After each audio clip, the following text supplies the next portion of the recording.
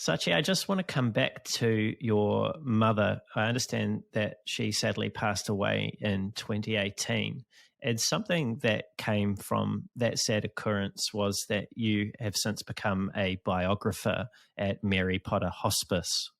And that struck a chord with me, and it's something that I wanted to explore, if I may, with you on the show today. I understand that as part of a biography, you have to do interviews, potentially not too dissimilar to what we're doing today. What is it like, and how do you approach doing an interview with someone who's at a very special stage, the end of their life? It's interesting how you talk about events in life that have an impact on shaping who you are. My mother's death was one of those.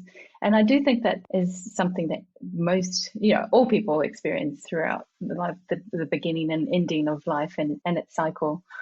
For me, I didn't know how I would respond until it actually happened. And Mum, I was so blessed and fortunate that Mum came and stayed with us towards the end of her life, and she actually passed away under our care. And that was such a beautiful experience for me to be a part of, and it helped me tremendously in the grieving process, because I could see that her passing was actually, she was in a lot of pain towards the end. And so it was a blessing for her to actually be at peace.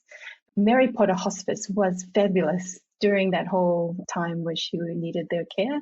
Very supportive, every single person that worked in that organization. So when she passed, it became I still had that connection to Mary Potter. We were so super grateful for them, and I wanted to volunteer. I had seen that, they had volunteers that came through the inpatient unit all the time. But they had this stand down period that you can't do it until you've had about a year between the passing of a loved one, just, because you don't know how you will respond in those circumstances. But I had this real desire to do it. So when that time was up, I reached out and said I'd like to volunteer. I actually started as a receptionist. You can't be a biographer straight off because you need to do other work within the hospice to kind of get used to working in that type of environment, and then you can become a biographer. So I think I was a receptionist for about a year.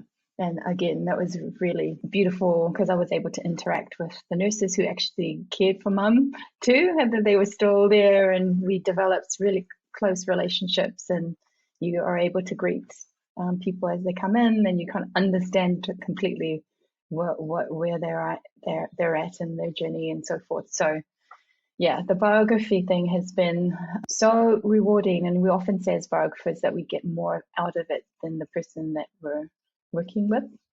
Because, what is that? What has it given you? I think there's a whole beauty about someone in that stage of life who's reflecting on their life story and also what messages or what they want to pass on. It's a very, very reflective state.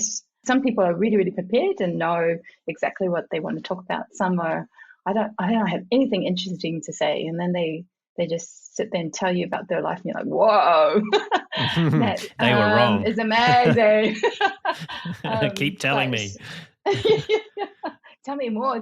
I can't believe that you did all that. But I learned so much just about family, the influences people have on each other, being really grateful for things that you've done in life. Or the most beautiful one I had was a group session, and people came to the session. We don't normally do this; it's usually one-on-one, but this was a impromptu session where people just shared their stories about the person to the person. And I was so in awe of, the person themselves was the one that was like, I don't have anything interesting. But when you hear their story from other people and kind of the words of gratitude, and it's a completely, I don't know, I'm stuck for words on how to even describe it. It's very, very heartwarming and just makes you believe in humanity again.